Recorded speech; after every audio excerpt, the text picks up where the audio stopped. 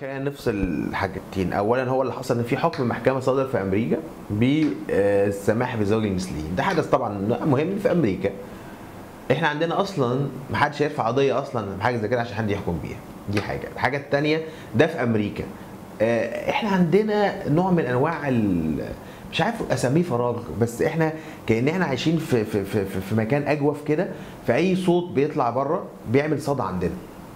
اللي حصل ده نوع من انواع صدى الصوت، اللي هو ايه، الناس بتعجبها حاجه او بتحس ان في حاجه ينفع ان انا اساهم فيها، فبيروح يقول لك انا متضامن، فبيطلع واحد ضد انه ده يتضامن، فيقعدوا يتخانقوا مع بعض، فكل واحد يلاقي نفسه ان هو مش متضامن بس ضد ان حد يعترض على المتضامن، فيروح هو متضامن مع المتضامن لان هو مع انه يتضامن بس مش مع هو متضامن عن ايه، يعني كويس.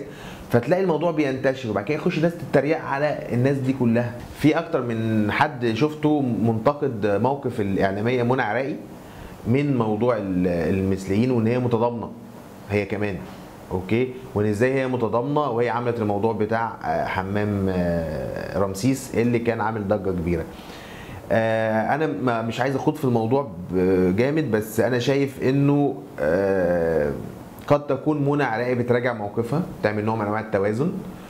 قد تكون بتقول ان انا عايز افرق ما بين اللي بيعمل ده لاسبابه الشخصيه، وهي كانت بتقول دايما ساعه قضيه حمام رمسيس اللي هي اعتقد ان هي اخطات فيها، كانت بتقول ان هي ضد انه يتعمل ده لاسباب تجاريه، يعني بالاسباب ان يبقى في تجاره جنس، كانت ضد تجاره الجنس مش ضد المثليه الجنسيه، وفي فرق طبعا كبير بينهم.